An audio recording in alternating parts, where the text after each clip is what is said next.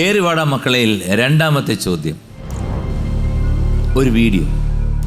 പുഞ്ചിരി കണ്ണുള്ള പെണ്ണല്ലേ, അഴകുരുകിയ മുത്തല്ലേ, പ്രണയമെഴുതു ദേവദൂതികേ.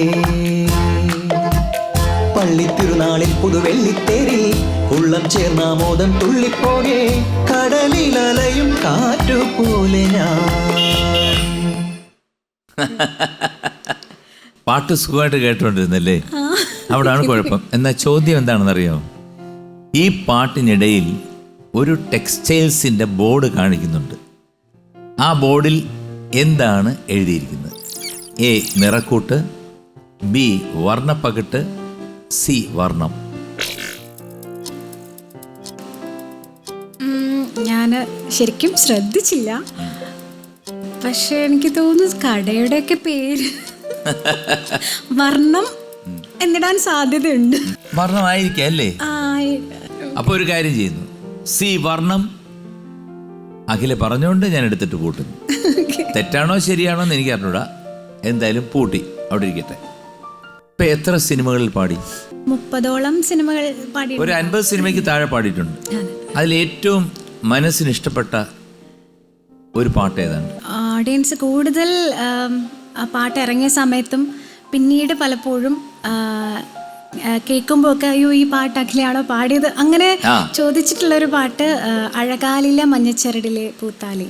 അതായിരുന്നു ആദ്യമായിട്ട്. നല്ല പാട്ടല്ലേ? അതാണ് ഞാൻ ആദ്യം സിനിമയിൽ പാടുന്ന പാട്ട്. അതാണ് ഒരു. അപ്പൊ അതിന്റെ ഒരു 4 വരി കേൾക്കാം.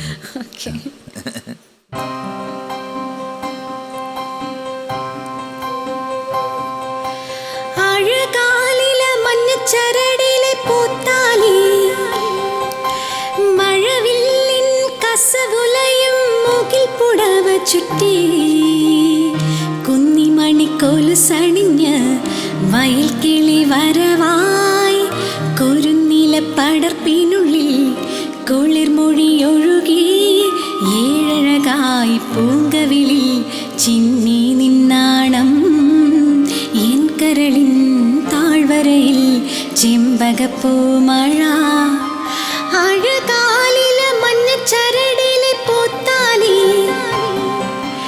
മഴവില്ലിൻ കസവുലയും മുകിൽ പുടവ ചുറ്റി. നല്ല പാട്ടായത്. ഇത് വളരെ ഫേമസ് ആയിട്ടുള്ള പാട്ടാണ്.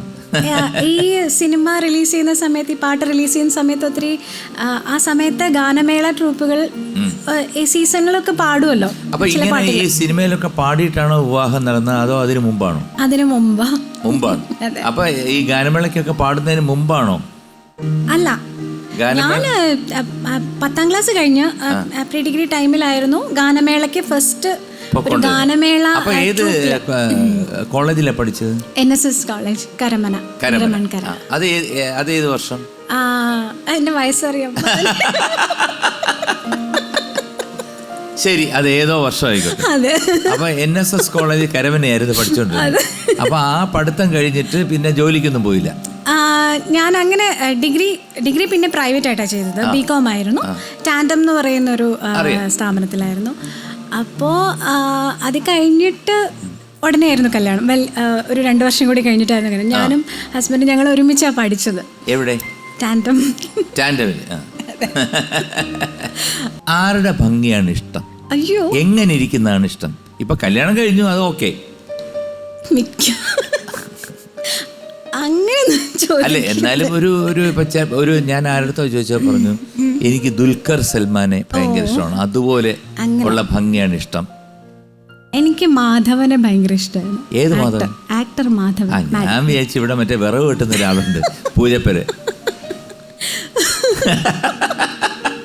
കാരണം ഞാനൊക്കെ നമ്മളൊക്കെ ഈ ലൊക്കാലിറ്റി ആയതുകൊണ്ട് പെട്ടെന്ന് മാധവണ്ണൻ എന്ന് പറഞ്ഞപ്പോഴത്തേക്ക് പെട്ടെന്ന് അങ്ങോട്ട് പോയി. അല്ല, ഇപ്പൊ ദുൽഖറുടെ കാര്യം പറഞ്ഞതുകൊണ്ട് ഞാൻ ധൈര്യപൂർവ്വം പറഞ്ഞു. മറ്റേ തമിഴിലെ മാധവൻ അങ്ങ് അറ്റം വരെ പോകുന്ന ആരറിഞ്ഞത്? അപ്പൊ മാധവനെ പോലെ ഇരിക്കണം. അങ്ങനെ ആരെങ്കിലും ജീവിതത്തിൽ കണ്ടുമുട്ടിയിട്ടുണ്ടോ? ഇല്ല. അതിൽ വിഷമം തോന്നുന്നുണ്ടോ? ഇല്ല. അപ്പൊ ഞാൻ വീണ്ടും ചോദിച്ചോണ്ട് വരുന്ന ഈ പ്രീ ഡിഗ്രി കഴിഞ്ഞ് ഡിഗ്രി ആയപ്പോ ആരെങ്കിലും സ്നേഹിച്ചിട്ടുണ്ടോ? സ്നേഹിച്ച ആളാണ് ഇപ്പം കൂടെ. പുള്ളിയുടെ സ്ഥലം ട്രിവാൻഡ്രത്ത് തന്നെയാ. ഓ, ട്രിവാൻഡ്രത്ത് തന്നെ. അതെ. അപ്പം സി വർണ്ണം ഉത്തരം ശരിയാണ്. കൺഗ്രാറ്റുലേഷൻസ്. കേറി വാടാ മക്കളയിൽ മൂന്നാമത്തെ ചോദ്യം.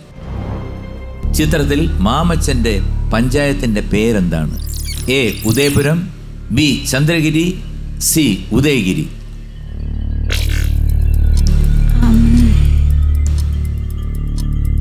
അതും ഒരു ഉറപ്പില്ല. സി ഉദയഗിരി. ഉദയഗിരി. ഉദയഗിരി ഞാൻ എടുത്തിട്ട് പൂട്ടി വെച്ചിരിക്കുന്നു. അവിടെ ഇരിക്കട്ടെ. പിന്നെ ഏറ്റവും അടുത്ത സുഹൃത്തുക്കൾ ആരൊക്കെയാണ്? എനിക്ക് കൂടുതലും ഫീമെയിൽ ഫ്രണ്ട്സിനേക്കാളും കൂടുതൽ ആൺ സുഹൃത്തുക്കളാണ്. അതൊക്കെ ആരാണ്? എനിക്ക് ഏറ്റവും കൂടുതൽ ഞാൻ കമ്മ്യൂണിക്കേറ്റ് ചെയ്യുന്നത് അഫ്സൽ, രവിശങ്കർ. അഫ്സലുമായിട്ടില്ല എത്രയോ പ്രോഗ്രാംസ് ഒത്തിരി ലോകം മുഴുവൻ പോയിരിക്കുന്ന അഫ്സലുമായിട്ടാണ്. പിന്നെ രവിശങ്കർ. അതെ അതെ അതെ. അങ്ങനെ എന്തെങ്കിലും അനുഭവങ്ങളുണ്ടോ? എവിടെങ്കിലും പോയിട്ട് എന്തെങ്കിലും പ്രശ്നങ്ങൾ ഉണ്ടായിട്ടുള്ള? അങ്ങനെ വലിയ അനുഭവങ്ങളൊന്നുമില്ല. എന്നാലും ചെറിയ ചെറിയ പറ്റിക്കപ്പെട്ടിട്ടൊക്കെ ഉണ്ട്. അതെവിടെയാണ്?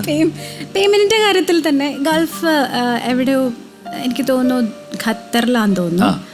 അല്ല, പ്രോഗ്രാം കഴിഞ്ഞപ്പോൾ പേയ്മെന്റ് കുറേ ഡിലേ ആയി. പിന്നെ നമ്മൾ നാട്ടിലേക്ക് വന്നിട്ടും പേയ്മെന്റ് ഒന്നും ആയിട്ടില്ലായിരുന്നു. അങ്ങനെയൊക്കെ. പിന്നെ കിട്ടിയിട്ടില്ല. അതിന്റെ കുറച്ചുകൂടെ കിട്ടാനുണ്ട്. അപ്പം സി ഉദയഗിരി ഉത്തരം ശരിയാണ്. Very good.